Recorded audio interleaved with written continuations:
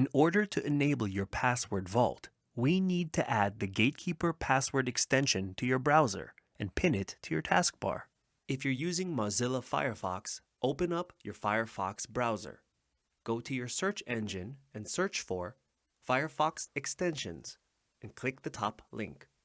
Now that you're at Firefox add-ons, on the upper right, there's a search bar that says Find Add-ons. In here, type in GateKeeper Password Manager.